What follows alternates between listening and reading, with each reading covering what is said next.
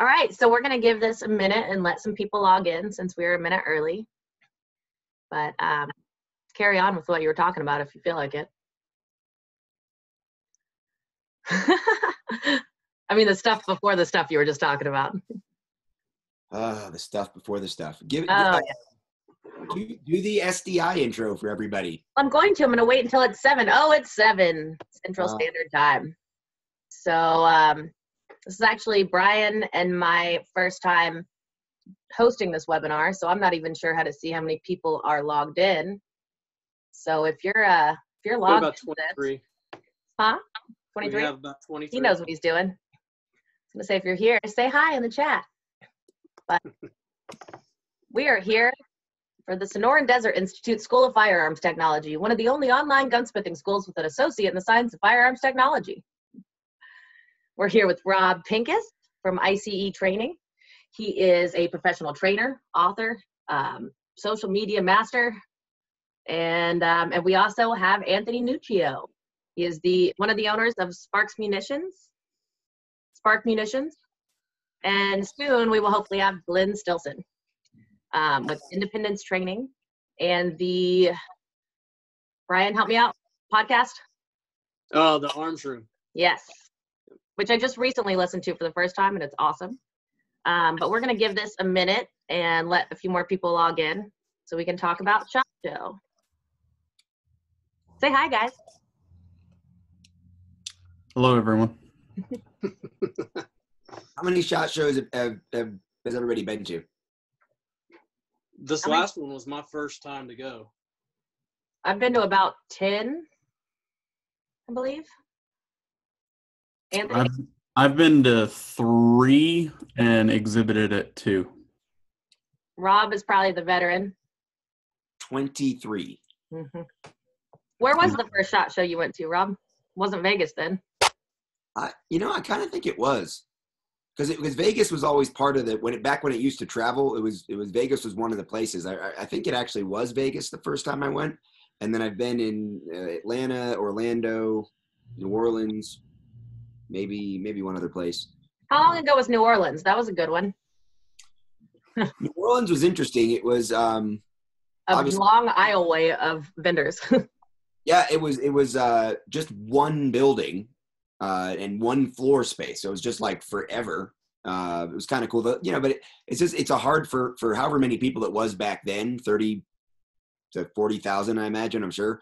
It's a hard town to get around in, right? So I just that and Orlando was good, but had some of the same issues. Of course, Atlanta, everybody knows it's impossible to get around Atlanta. So it was Atlanta was an interesting time though, because that was when Atlanta had just decided, like 98, Atlanta had announced they were going to sue the industry. They were going to be one of those cities before preemption that was going to sue the gun industry for gun crime problems in the city. And we all had the little stickers we'd put on our when we signed the receipts with the credit card, or if we were paying with cash, put the little stickers that NSSF gave us to say, hey, this is money spent by the firearms industry, responsible firearms owners, whatever it was. And it's interesting to think now, I just did the gun rights policy conference last year in Chicago. And of course the internet's like, why are you guys in Chicago? They don't like guns there. You should come to Georgia. And I'm like, I don't know how I'm doing this, man, but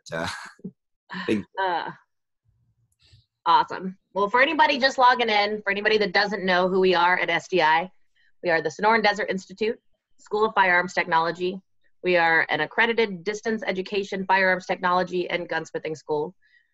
We have 2 industry honchos, I don't know, industry professionals, like some of the most knowledgeable men that I know in the industry doing what they do, and they know everything there is to know about SHOT Show, whether they say they do or not. And we are here to talk to them about getting into it for the first time, or anything you might not know if you have been there before.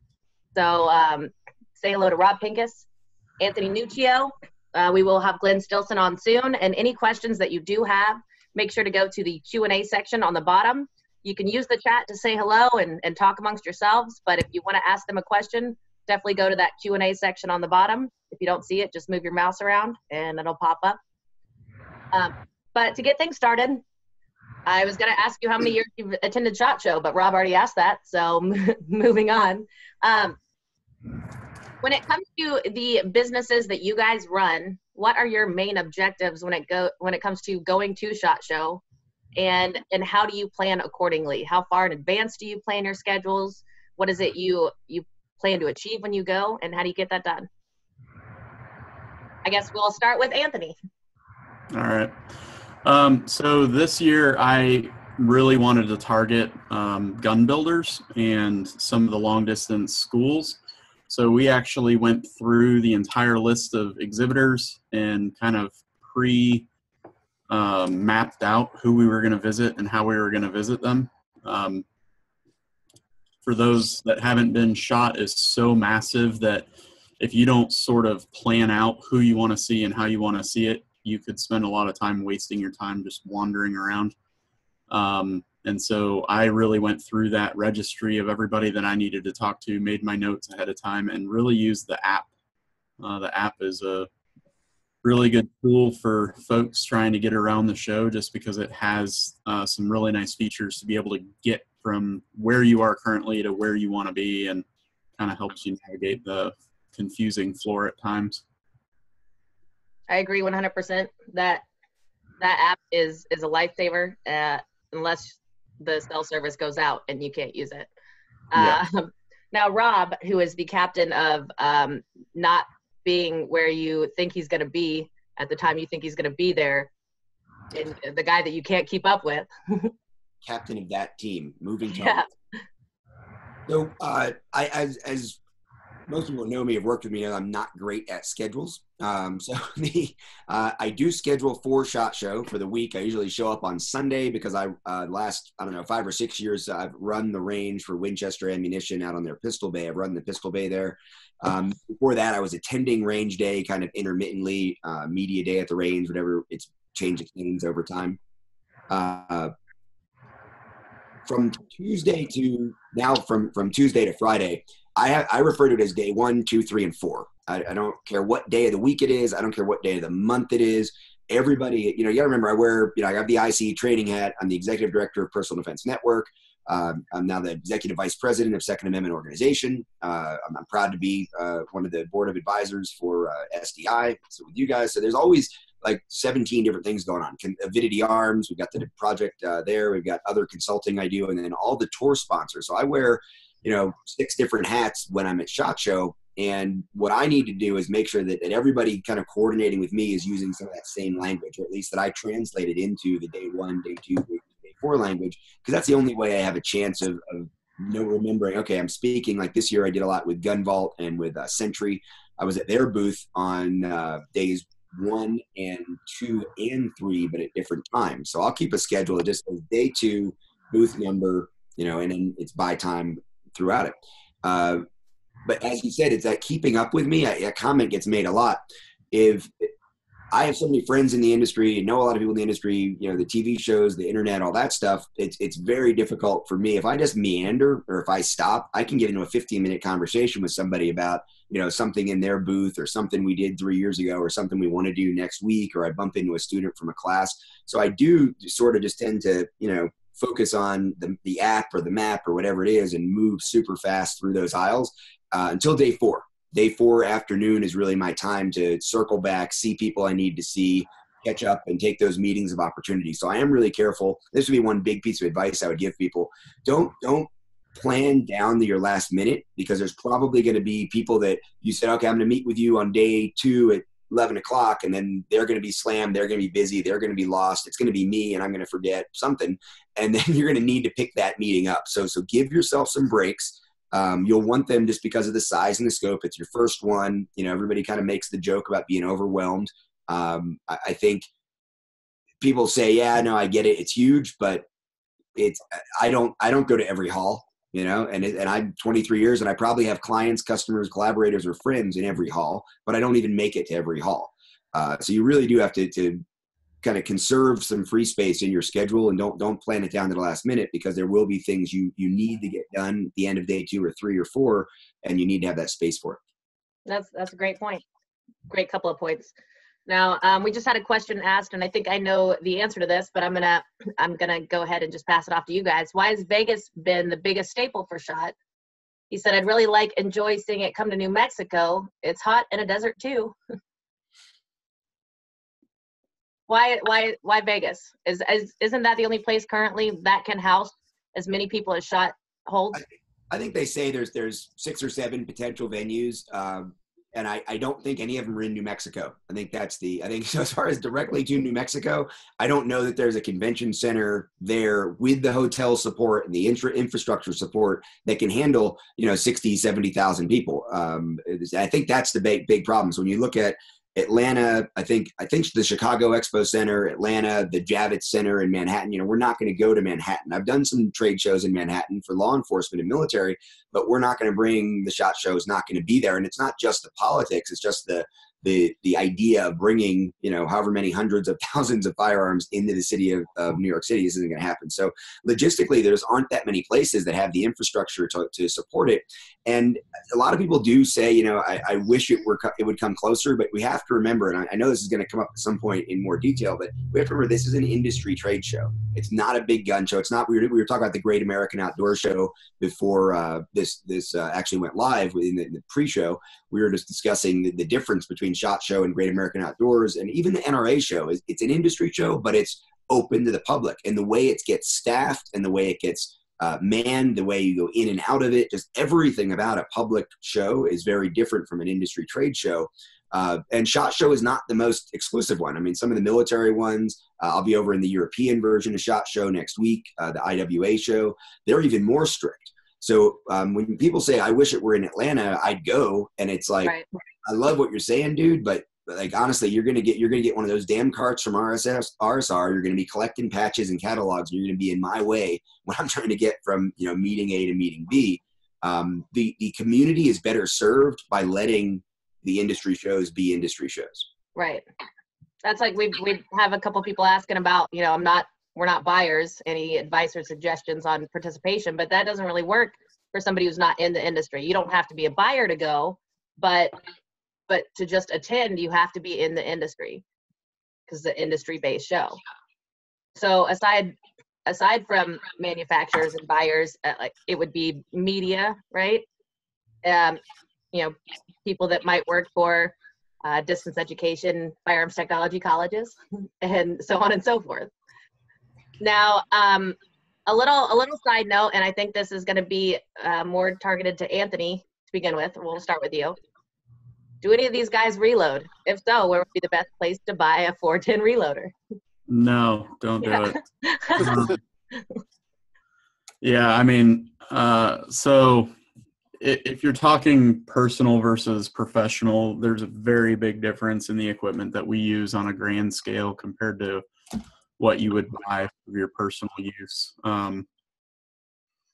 Personally, there's a lot of options out there. I mean, you've got things like Killen and I think Ponzus Warren makes one for shotgun shells. There's a couple options out there, and we can talk offline about that. So basically what you're saying is Google a little bit and then email you if need be. Yeah. Got it. Awesome. All right. And for someone that's becoming an influencer in the Second Amendment community, what would be the proper steps to take to gain access to SHOT Show 2020? And for me personally, to add on to that, what are the steps that you should take to get out there, to get the word out there, to join the community that we're in? Rob. I think the hard part really with that question is the person who wants to become an industry influencer. You can apply to NSSF for media credentials, right? And that's probably the most legit way to do it, is to say, okay, here's my resume, so to speak. Here's my body of work. And, I know that when I run production for whether it's print magazines, when I look at it with my Personal Defense Network hat on, contributors to Personal Defense Network get access to SHOT Show, and they've gotten media credentials in the past. I'm not sure if we had anybody that was actually there just as a PDN contributor this year, but in the past, I know we've had people who've been able to go into the get the press credentials, go on to the NSSF website, register for media passes, and put in their bylines or their links to the articles or videos that they've published through Personal Defense Network. And that serves as a resume piece so that they can then go in there and get the passes. Now, the next step is you have to qualify for Industry Day out at the range, and that's another kind of hurdle to pass through. And then the hard part really is getting the meetings, getting the access that you want in the booth space. And to be fair, the industry's had a little bit of they had an overcorrection against, the kind of the cliched YouTuber, the guy or the blogger, even before that, the person who would show up and say, yeah, I write a gun blog, and, you're just starting out, right? You got 50 readers of, 18 articles over the last, 6 months. And then, the next thing I know, I see that guy on Facebook complaining because, Marty Daniel didn't like hang out and have lunch with him. Right. And it's like, you gotta get there, right? You have to get to the part where you are the influencer you want to be before you're going to get those kinds of meetings. So you have to be creative. You have to be, if you get that media pass, awesome. Make great content even without like special meetings and lighting and interviews. Just do what you can so that you have 5,000 readers or viewers in your 40 videos. And now next year you're going to be taken a lot more seriously when you ask to have that meeting or when you walk into the booth, because you will be an influencer, right? People will know kind of who you are, what you do, or your brand name. But I think you have to be really honest about that. I look back in 1997, my first SHOT Show, I went as a buyer. I went as a buyer for the local gun shop where I was a regular customer and did not work for them.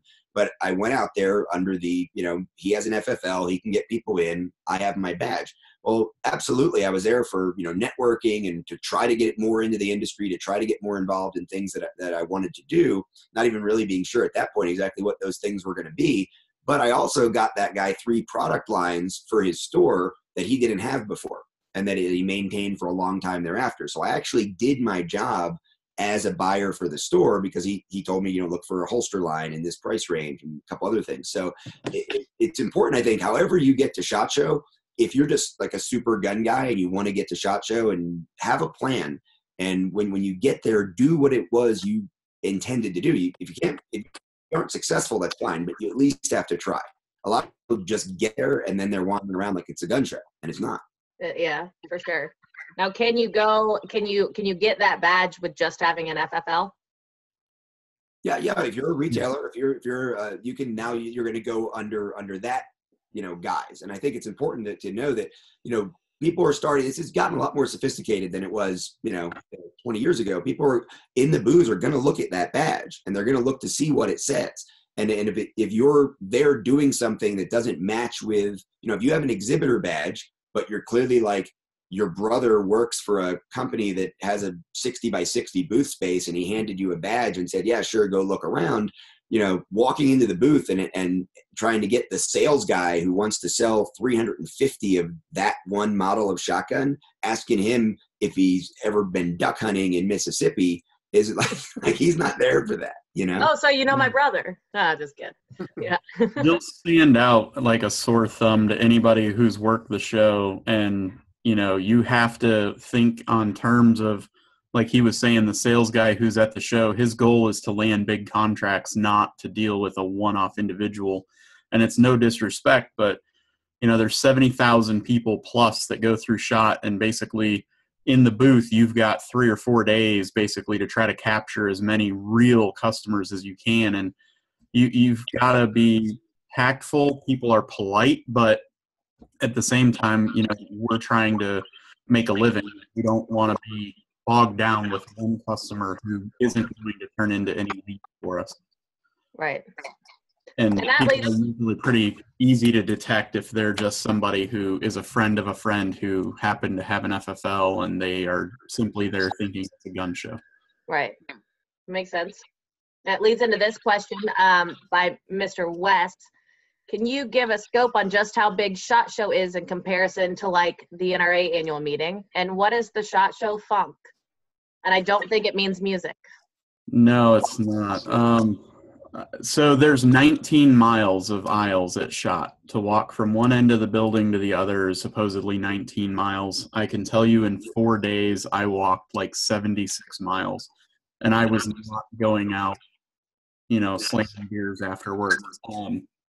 So it was a lot of walking. It's a very large footprint. I would say, Rob, would you say it's 6 to 10 times bigger than the annual meeting? It's pretty big. Yeah, I think I would go in that 5 to 6. I think it's probably, you got to remember, one of the things that happens too is there's all those little breakout rooms, right? So and that's what I was trying to think of. Outside of the show, the stuff that goes on at night.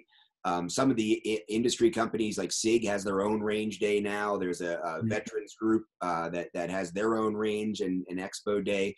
So it really is just ridiculous. So that's where you get to, it's easily 10 times as big as NRA.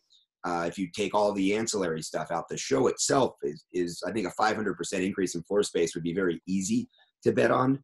It's because, again, NRA is that consumer show. If you want to go to the show where you're going to see everybody from the industry, hang out, be there, see all the companies, see all the stuff, NRA really is the consumer show.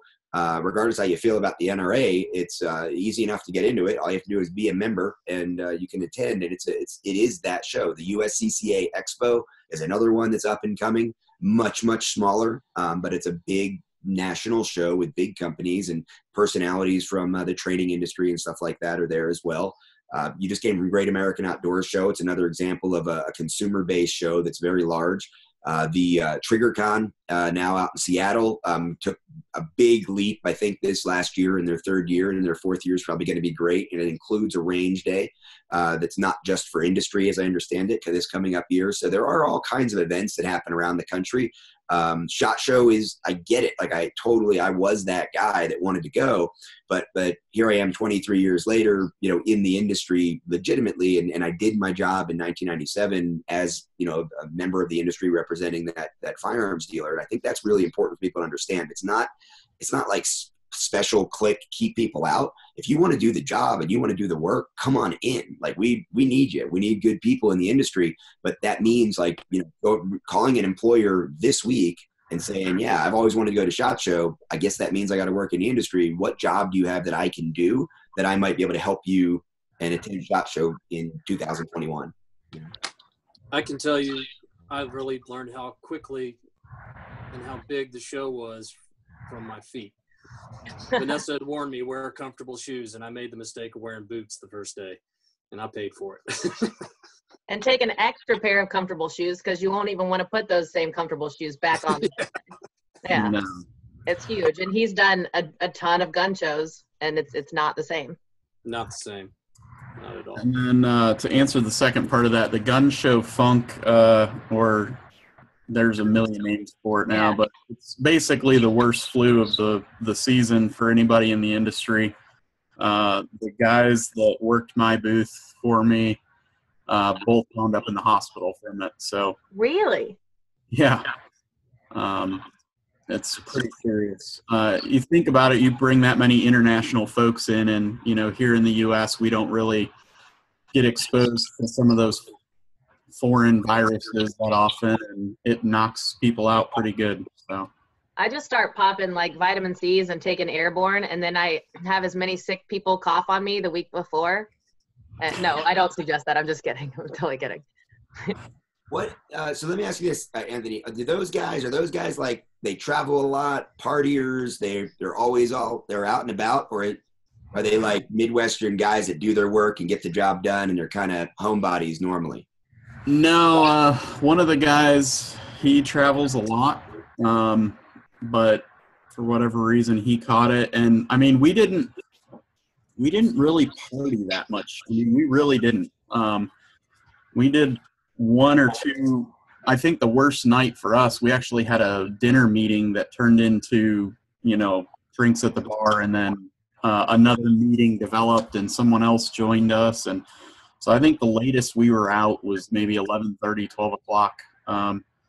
Yeah, I know we were pretty lame, but we were in the firearms hall, so we had to be there an extra half hour early as well. And so I'd like to hear Rob's counterpoint to what you just said. Oh, I know. People stayed out till 3, 4 o'clock in the morning every night. So.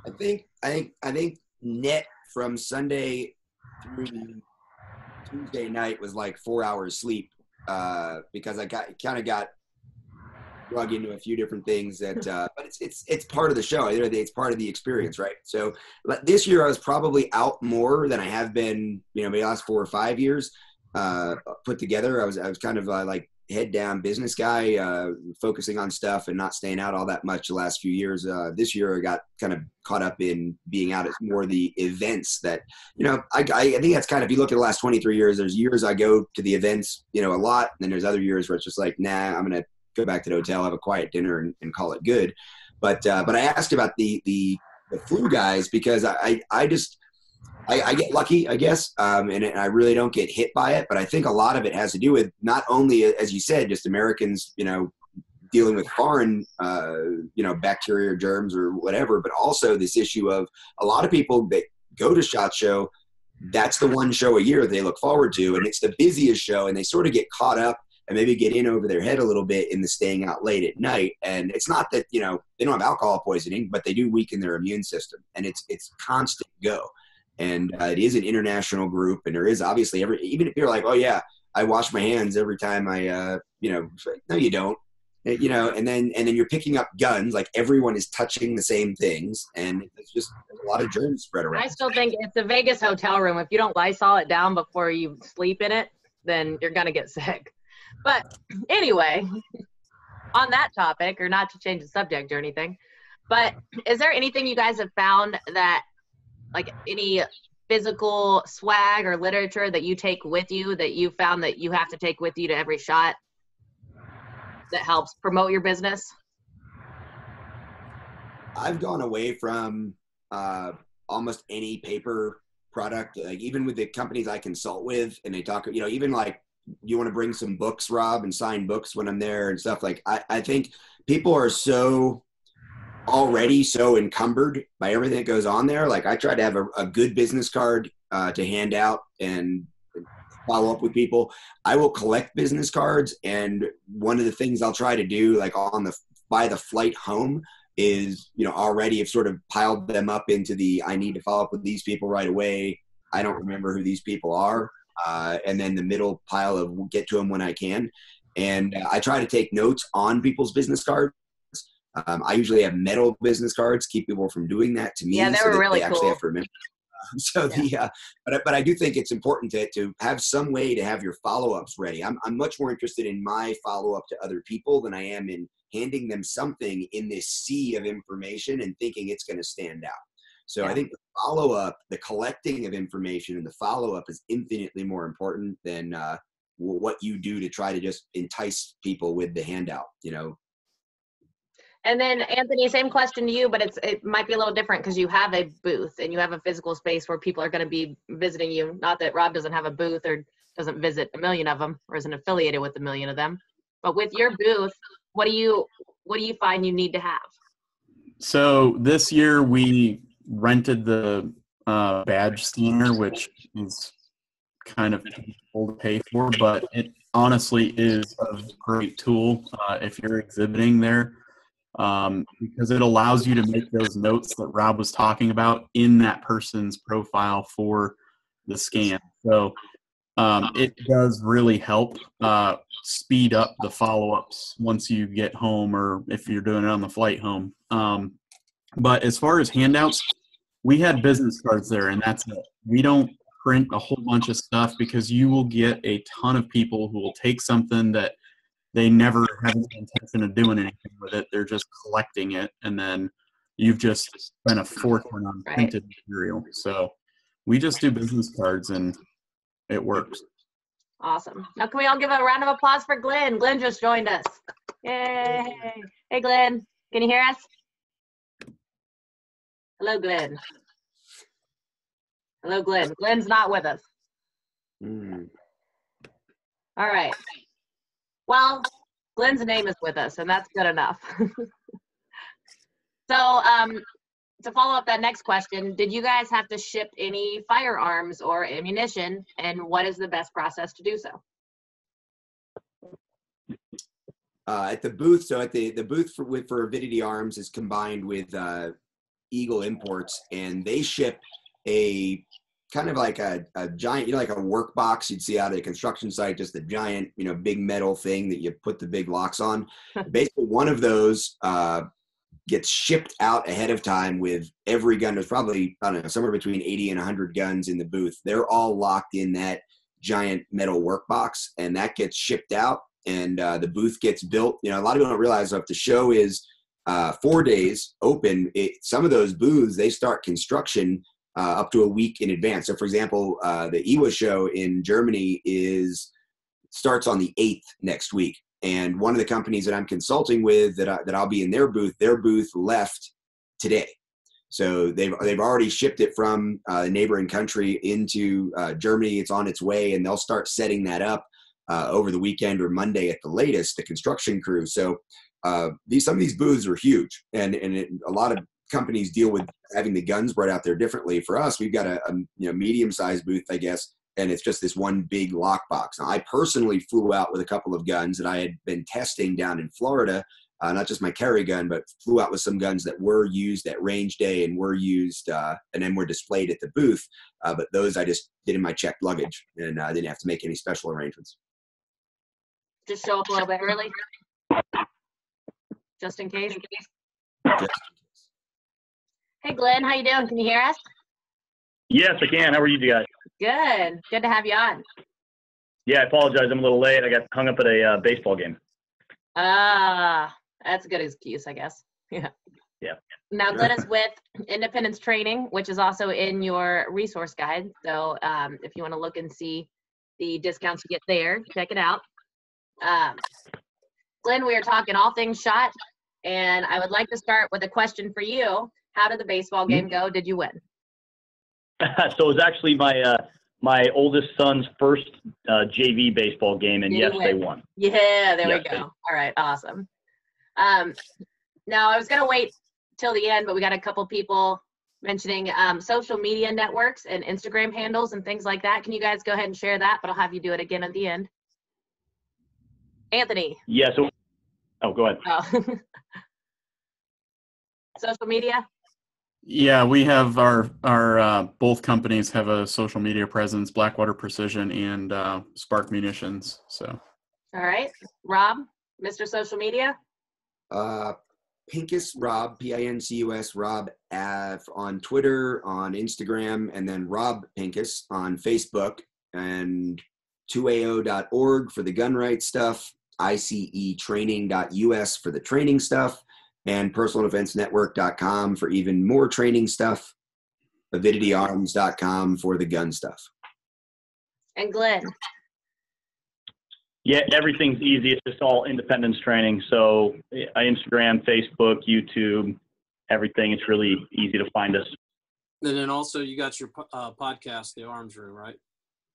We do. Yeah, we have a non-politically correct podcast called The Arms Room that same thing under all the social media. It's The Arms Room Show, and thearmsroomshow.com for all the other ways to listen to it. And there's a whole bunch of platforms that we broadcast on. And yes, we can add those to the chat later for anybody who could not write that down fast enough. And we'll also be reposting this. But thank you for asking, Anthony and Benjamin.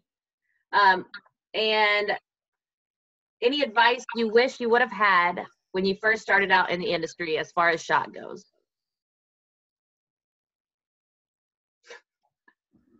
Is this one particular person or anybody? That's for anybody. Glenn, you can start it. You showed up late. You're on. Okay. Yeah, I would say if you're going to go to SHOT Show as an attendee, probably the most important thing to do is to have an idea beforehand of what you're going to be doing. You know, set up meetings as much as you can. Don't expect to go there and be able to talk to, someone that you really want to talk to, whether it's someone in the industry, maybe it's just a friend that's also going, because everybody who is there for the right reasons is going to be very busy. So set up as many appointments as you can beforehand. Be very particular about being on time for those appointments, and leave some time available in your schedule, because when you're there, you are definitely going to pick up other meetings and appointments. So just kind of make sure that you've got a schedule and that you're sticking to it. Go there to have a good time, because it's a lot of fun, but put business first. So like even the after events, there's a lot of opportunities to just go have fun. And then there's some really great opportunities to do more business and talk to better industry professionals. So, you know, for me personally, I go there just for business. I can go to Vegas, you know, I'm in Arizona, so I can go to Vegas anytime I want to for fun. I'm there for business when I go to SHOT. So that's kind of the idea, is really know why you're there. Awesome. And as for SHOT Show this year, what was the most exciting thing you saw? If you guys got to see anything aside from doing work, what was the most exciting thing you got to see this year? Rob.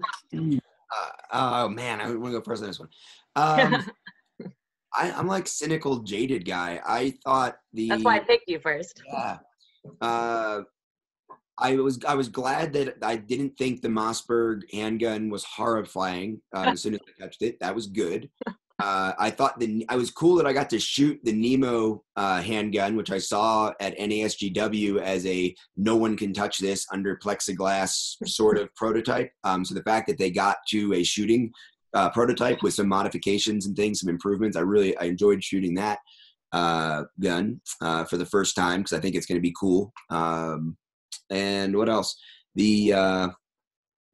Seemed like there was something else. Oh, the CZ P10S with the short grip and I think like about a 4-inch slide and barrel. I think that gun has a lot of potential. I think that's a great configuration for carry, so I was glad to see that. Haven't seen one of those out on the range. Didn't shoot that yet.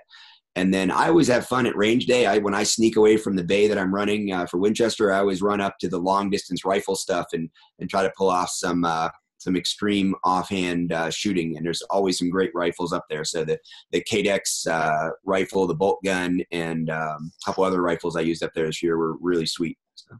Awesome. Anthony? Yeah, I mean, I'm there with Rob on that. I enjoyed range day. Our ammunition was used for a couple of the vendors there, so it was cool to see that. And with the winds that we were having out there, it made it interesting to watch people who could and could not shoot. But no, I think that was the highlight for me as far as the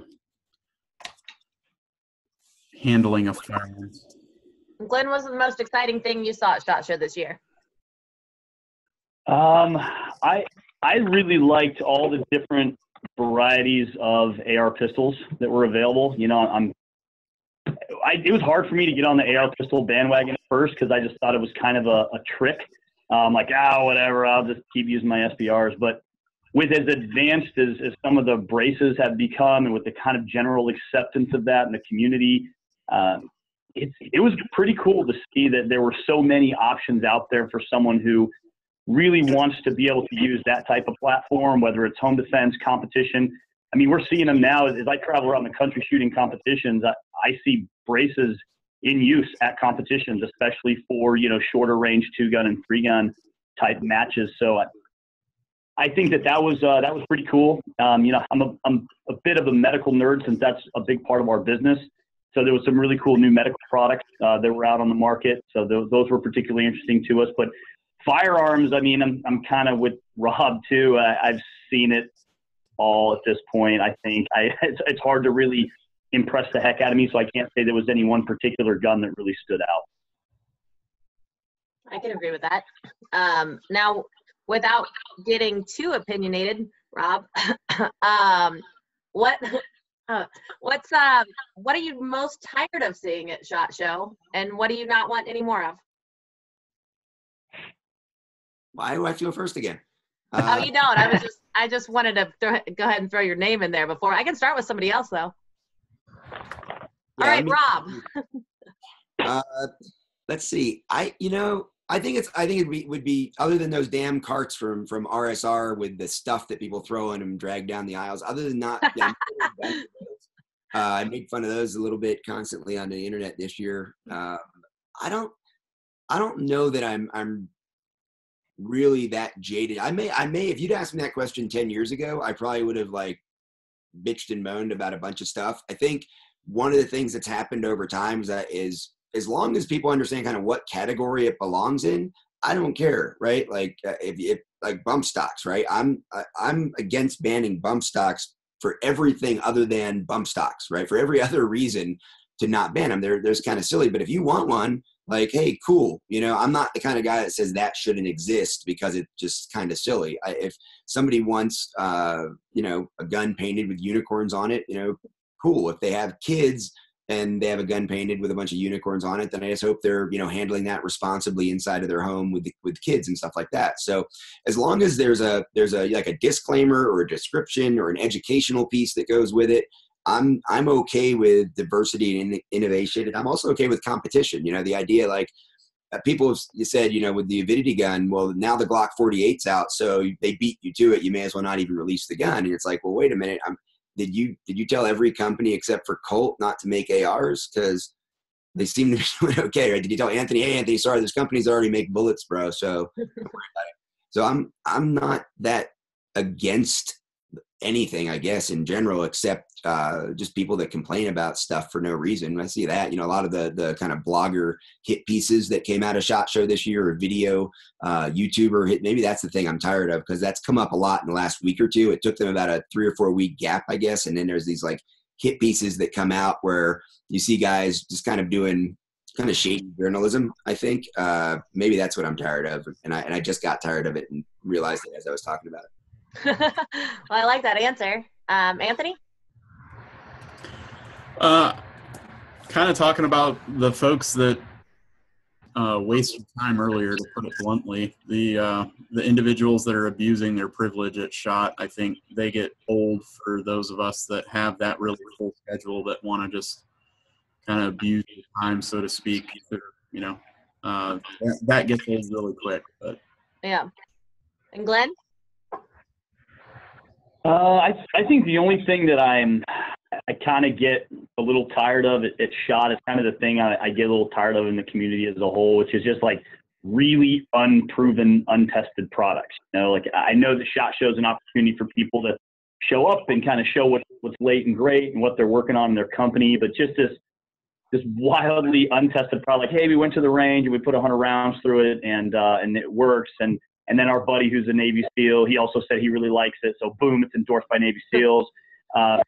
So there's a lot of that. You know, I'd rather see things that are a little more heavily tested. So anytime I'm kind of cruising up talking to someone about a new product, you know, there was one particular place I stopped, and I won't name the company because I don't want to, you know, be negative about it. But I walked up and they were like, hey, do you want to see this really cool rifle? I'm like, yeah, man, I'm a long range shooting competitor. Like, I definitely want to see your new rifle.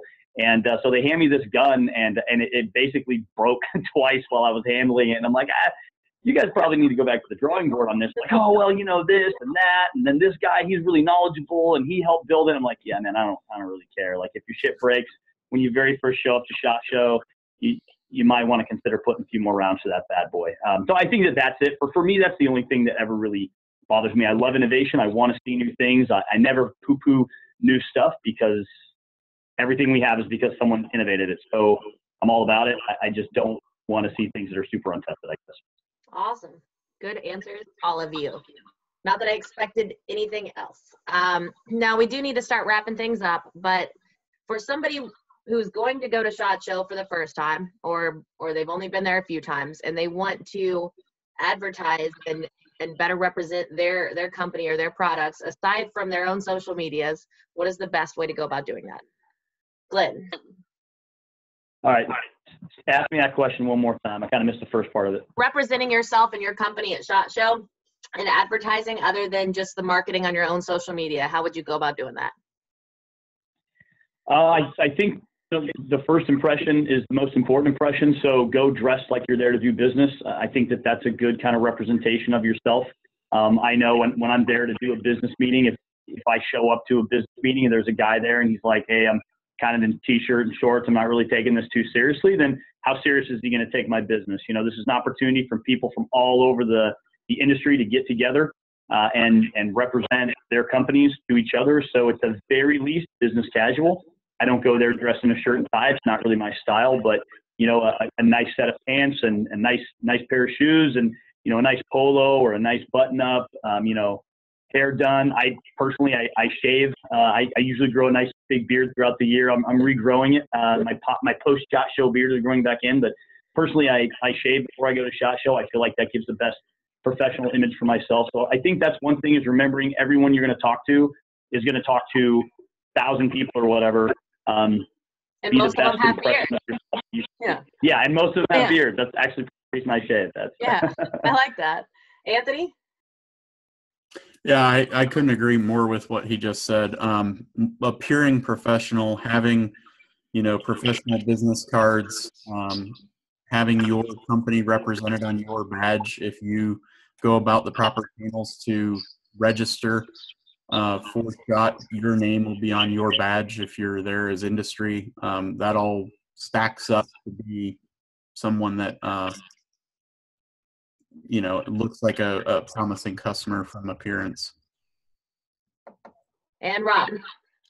Yeah, I definitely echo that. We have kind of rules. Any of the PDN contributors or IC training company guys that show up, they have to be in a sports coat at least, if not full suit at NRA, at USCA Expo, and at SHOT Show. I think it's important to represent the brand that way, represent yourself that way. And I think people carry themselves a little bit differently too once they're sort of in that mode. And there you have the business card. They know they're representing a company as well as themselves. I think that's important. So everything that the other guy said, Anthony and Glenn both said, it echoes in how you, let's say that you do get to throw out your booth for the first time. I think your booth also needs to represent that professionalism. So I know one booth in particular last year, I was sort of stunned. It was one of the most impressive firearms in the building. It was a relatively new firearm, and this was maybe it was 2 years ago.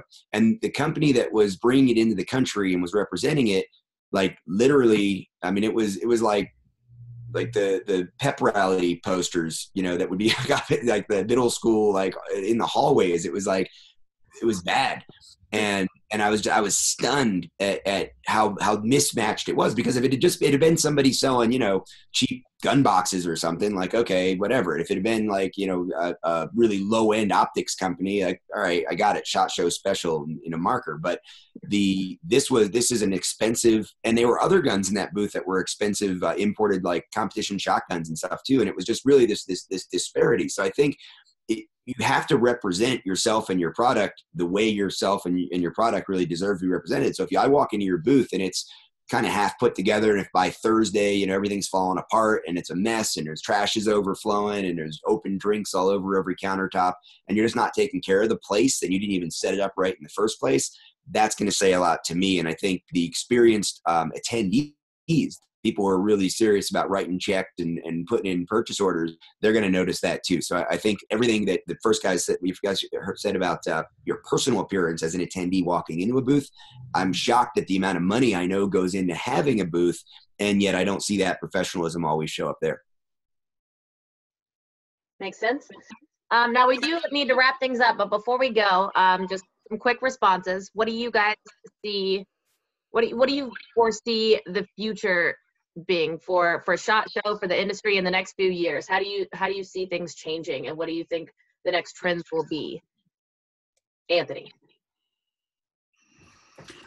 Well, we are currently, I saw a question earlier about long distance shooting. That seems to be a trend and a fad that's continuing.